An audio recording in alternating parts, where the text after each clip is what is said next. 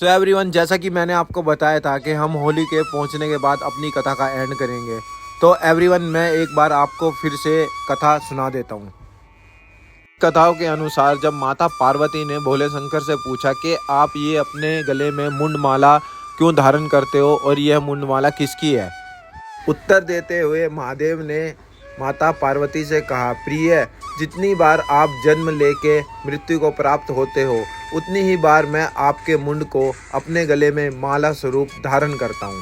इसके पश्चात माता पार्वती ने महादेव से कहा कि महादेव, ऐसा क्यों है कि मैं हर बार मृत्यु को प्राप्त हो जाती हूँ और आप अमर अजर है।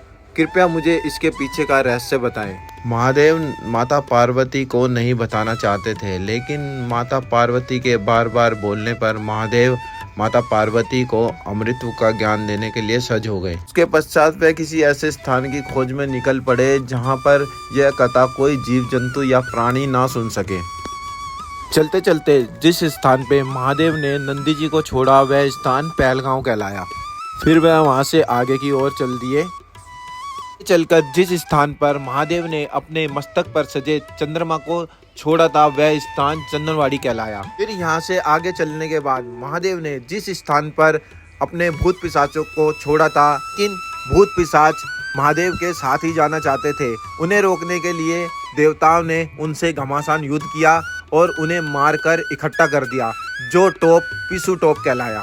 टोप से आगे चलने के बाद महादेव को एक झील दिखाई दी। उसी झील में महादेव ने शेषनाग को छोड़ा था। तब से वह झील शेषनाग झील के नाम से प्रसिद्ध हो गई। शेषनाग झील से आगे चलने के बाद जिस स्थान पर महादेव ने अपने पुत्र गणेश जी को छोड़ा था वह स्थान गणेश टोप के नाम से प्रसिद्ध हो गया।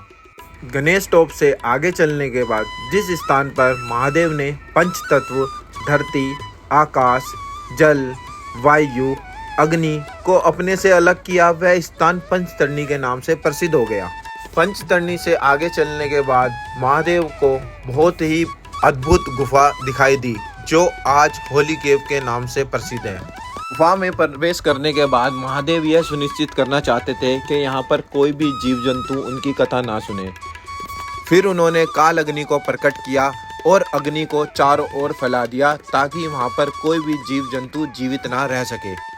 उसके पश्चात महादेव ने माता पार्वती को अमृत का ज्ञान दिया, जिसे अमर कथा कहा जाता है। कथा सुनाते हुए इसी बीच पता नहीं कहां से दो कबूतर आके वहां बैठ गए, जिन्होंने पूरी कथा सुन ली।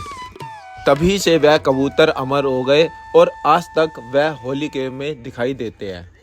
इसी गुफा में बर्फ के स्वयं शिवलिंग का निर्माण होता है, जिसे बाबा बर्फानी कहा जाता है, और इन्हीं के दर्शन करने के लिए श्रद्धालु दूर दूर से आते हैं, जिसे अमरनाथ यात्रा कहा जाता है। अगर कथा में मुझसे कुछ गलती हो गई हो या मुझसे कुछ रह गया हो तो कृपया मुझे क्षमा करें। भूखे को अन्न, प्यासे को पानी। जय बाबा बर्फानी।